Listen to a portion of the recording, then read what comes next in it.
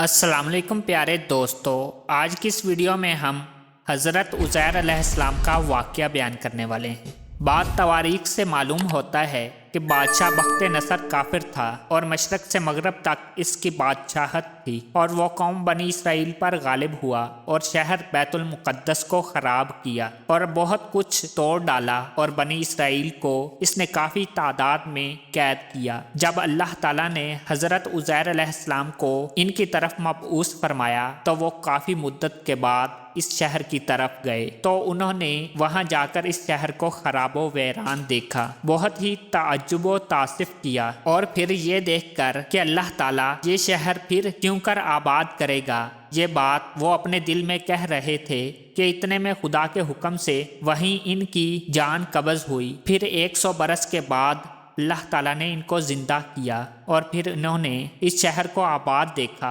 चुनाचा अल्लाह ताला इरशाद फरमाता है, तर्जमा ये मानद इस शख्स के गुजरा एक शहर पर से और वो शहर गिर पड़ा था। माँ अपनी तमाम छतों के वो बोला कि क्यों कर जिंदा करेगा इस शहर को, बाद बर्बाद होने के पस मार रखा इस शख्स को। अल्लाह ताला ने 100 बरस फिर जगाया इसको।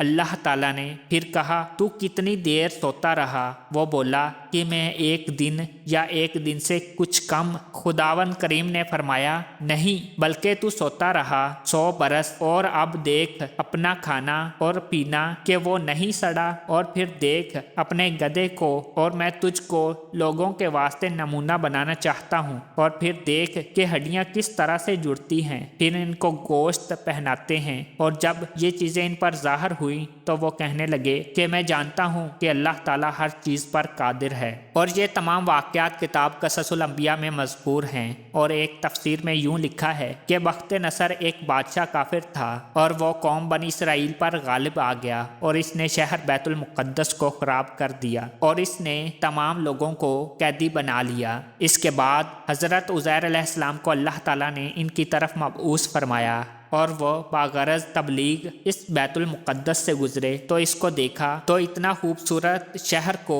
जिसको इस बुरी तरह से खराबो बर्बाद किया गया है ये क्यों कर आबाद होगा। बस इतना कहना था कि फौरन इनकी रूह इसी जगह कफ से अंसरी से परवाज कर गई और फिर वो 100 बरस के बाद जिंदा किए गए। यहाँ तक कि इनका खाना और पीना भी इनके करीब ही रखा हुआ था। वो जूं का तूं ही था, कुछ खराब ना हुआ था और इनकी सवारी का गधा मारकर इसकी हड्डियां भी इनके करीब धरी थी। फिर इनका गधा भी इनके रूबरू खुदा के हुक्म से जिंदा हुआ और इसी 100 बरस में बनी इसराइल ने कैद से खलासी पाई और बैतुल मुक़द्दस फिर आबाद हो गया और उन्होंने जिंदा होकर इस शहर को आबाद ही देखा। ये देखकर फौरन सजदे में गिर पड़े और तौबा इस्तग़फ़ार करते रहे, जैसा कि अल्लाह ताला फरमाता है, तर्जमा फिर जब इस पर ज़ाहिर हुआ तो बोले कि मैं जानता हूँ कि अल्लाह ताला हर चीज़ पर अपनी कुदरत रखता है और जो चाहता है सो करता है, इसके काम को कोई भी रोकने वाला नहीं और मैं इस वाक़े को इसी पर इक्तफ़ा करता हूँ।